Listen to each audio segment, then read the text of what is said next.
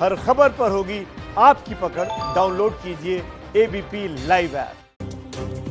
प्रणेता से विजित, कहानी आज ये जरूरी है, किरदार आज ये जरूरी है, क्योंकि आज तारीख 7 अक्टूबर और ये वो तारीख जब प्रधानमंत्री नरेंद्र मोदी ने 19 साल पहली बार गुजरात के मुख्यमंत्री की कुर्सी संभाली। सत्ता के शीर्ष पर बने रहने के पीएम मोदी के 19 साल आज पूरे हो गए और मोदी सत्ता का दौर 20वें साल में प्रवेश कर गया। तो आज बीते 19 साल के वक्त को टटोलना जरूरी है, तारीखों को उलटना जरूरी है और यह समझना भी बहुत जरूरी कि सत्ता के 20वें साल की दहलीज पर खड़े पीएम मोदी ने क्या खोया, क्या पाया और उन्होंने अपने दम पर देश को क्या कुछ दिलाया।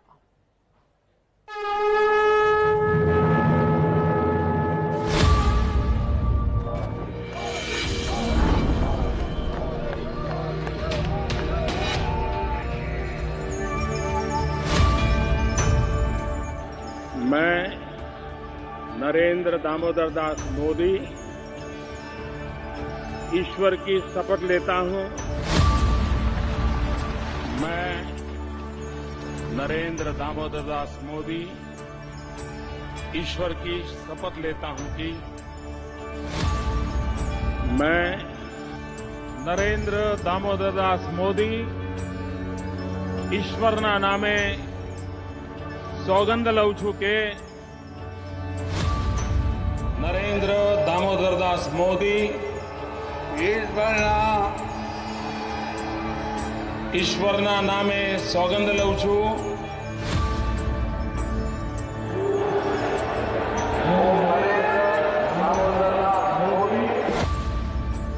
નરેન્દ્ર દામોદરદાસ મોદી ઈશ્વરના નામે સોગંદ લઉં છું। ईश्वरना नामे सौगंध लઉં છું।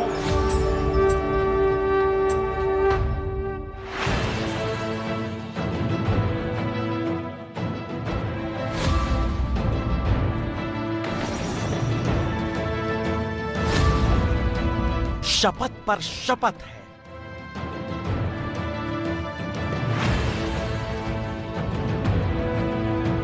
साल दर साल है।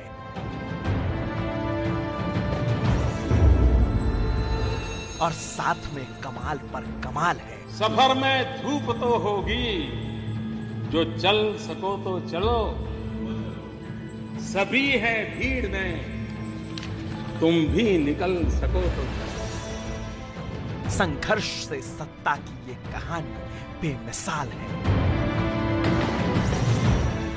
और ये कहानी आज के मोदी की नहीं है, ये कहानी आज के प्रधानमंत्री की नहीं है।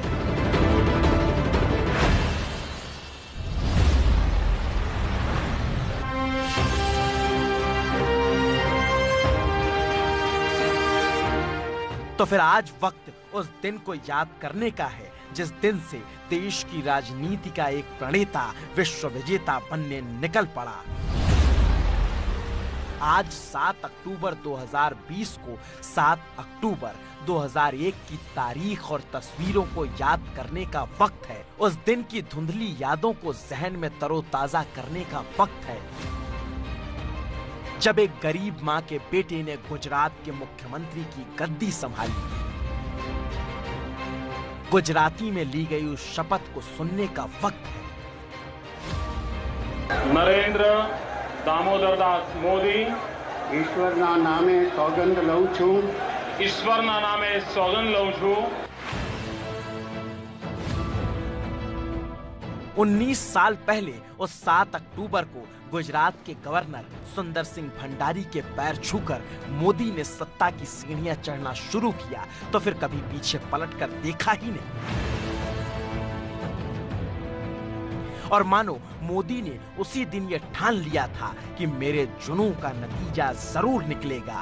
इसी सियासत के स्याह समंदर से एक नूर निकलेगा और उस सियासी नूर की तलाश 7 अक्टूबर 2001 को ही शुरू हुई। तब केशुभाई पटेल को मुख्यमंत्री की कुर्सी से हटाकर मोदी खुद सत्तानशी हुए। ये हल्की काली सफेद दाढ़ी और हाफ बाही के कुर्ते वाले मोदी आज कम ही लोगों को याद होंगे, मगर आज के मोदी की बुनियाद तो यहीं से शुरू होती है। और शुरुआत भी क्या कमाल हुई, जिसने कभी रुकने का नाम नहीं लिया। 2002 में गुजरात में मोदी ने वो करिश्मा किया जो बीजेपी इससे पहले कभी नहीं कर पाई थी। मोदी के चेहरे पर चुनाव हुआ तो 2002 के विधानसभा चुनाव में बीजेपी गुजरात की 182 में से 127 सीटें जीत गई। कांग्रेस मात्र 51 सीटों पर सिमट कर रह गई थी। और तब मोदी ने गुजरात के विकास मॉडल को ही अपनी मंजिल बना लिया। और जब भी बात की तो विकास की बात की, जब भी बात की तो विश्वास की बात की। गुजरात के अंदर इन्वेस्टमेंट के लिए कैसे अवसर है, सारी विषय से उनसे परिचित कराऊंगा। उनको आग्रह करूंगा कि वे गुजरात आए, गुजरात के दर्शन करें और फिर निर्णय करें गुजरात में इन्वेस्टमेंट किस क्षेत्र में वो करना चाहते हैं। और गुजरात में इन्वेस्टमेंट से विकास की ऐसी धार फूटी जिसने तमाम विरोधियों को धारो धार बहा कर रख दिया। और 7 अक्टूबर 2001 को शुरू हुआ सिलसिला बढ़ता ही गया। 2007 या 2012, कम से कम गुजरात में मोदी अजय ही रहे। लाख आरोपों के बाद भी मोदी के औरे से कोई टकरा नहीं सका।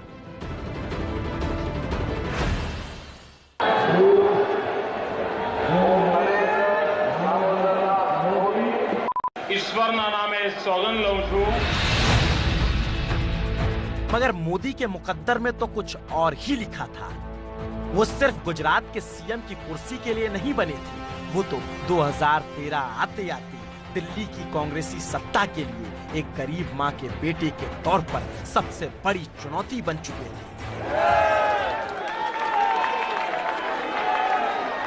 माननीय मुख्यमंत्री श्री नरेंद्र मोदी जी शपथ ग्रहण કરી લીધા છે।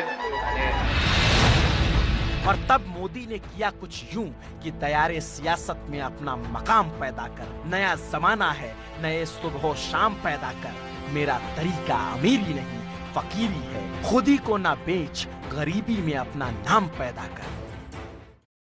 हमने चाय बेची है इसका गर्व है, लेकिन हमने देश बेचने का पाप नहीं किया।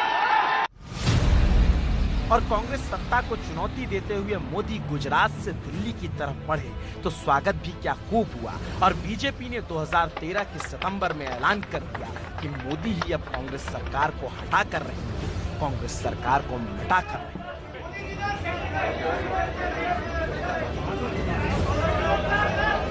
है। श्री नरेंद्र मोदी को आगामी लोकसभा चुनाव के लिए प्राइम मिनिस्ट्रियल कैंडिडेट के रूप में प्रोजेक्ट किया जाए।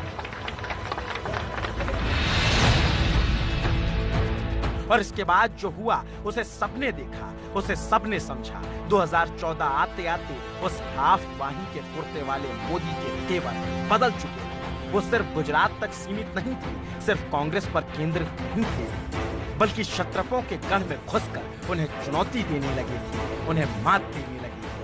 भला कौन भूल सकता है इस बयान को। नेताजी आपकी बात सही है, आपकी हैसियत नहीं है, आप गुजरात नहीं बना सकते, इसके लिए तो 56 इंच का सीना लगता है। और 56 इंच के सीने ने वो कमाल किया कि कईयों की सियासी कल में हमेशा के लिए टूट गई। जीत मिली तो अद्भुत मिली। देश में पहली बार पूर्ण बहुमत की गैर कांग्रेसी सरकार बनी। 7 अक्टूबर 2001 को शुरू हुआ सिलसिला 16 मई 2014 के मुकम्मल मुकाम तक पहुंच गया। मैं संघ के प्रधानमंत्री के रूप में अपने कर्तव्यों का श्रद्धापूर्वक और शुद्ध अंतःकरण से निर्वहन करूंगा। और तब भेदभाव से परे भावी प्रधानमंत्री के तौर पर मोदी ने नारा यही दिया, भाइयों बहनों, सबका साथ सबका विकास, यही हमारे काम का मंत्र है। अद्भुत जीत थी वो, अद्भुत जनादेश था वो, जनता का अद्भुत जोश था वो, क्योंकि उसे दशकों बाद दागी राजनीति, भ्रष्टाचार, कांग्रेसी कल्चर, युवा, पिछड़े, महिला, किसान, हर किसी के गुस्से को जुबान देने वाला नेता मिल चुका था। वो नेता जो गांव, गली, मोहल्ले, शहर, जिले, कस्बे में घूम घूम कर बता चुका था कि व्यवस्था चौपट हो चली है, सिस्टम दागी निकल गया है, तो जन समर्थन वाकई या विश्वसनीय मिला। अकेले नरेंद्र मोदी ने तमाम दिग्गज नेताओं और पार्टियों की पोटली खाली कर दी। कांग्रेस को विपक्ष बनने लायक तक नहीं छोड़ा। मायावती का दलित औरा खत्म कर दिया। मुलायम का मुस्लिम तुष्टीकरण हवा हवाई हो गया। तमाम शत्रपों को उन्हीं के सांचे में सिकोड़ कर रख दिया। जातियों के समीकरण को धराशायी कर दिया।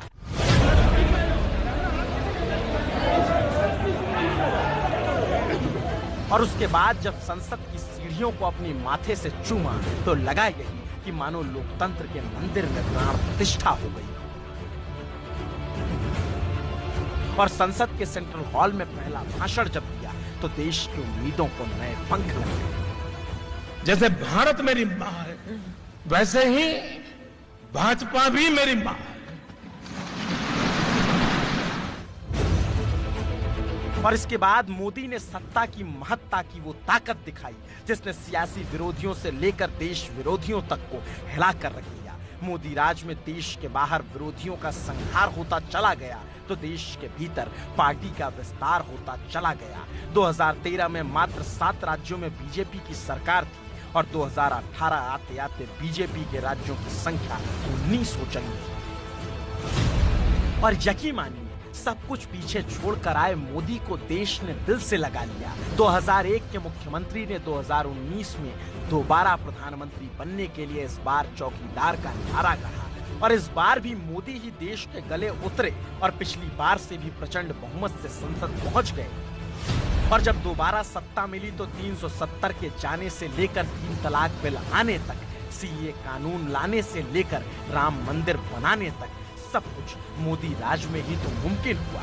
विरोध तब भी बहुत हुआ, विरोध अब भी बहुत है, मगर तमाम फैसलों के दम पर मोदी विरोधियों से मानो ये कह चुके हैं कि आप अपनी जलन बरकरार रखिए, मैं अपना जलवा बरकरार रखूंगा।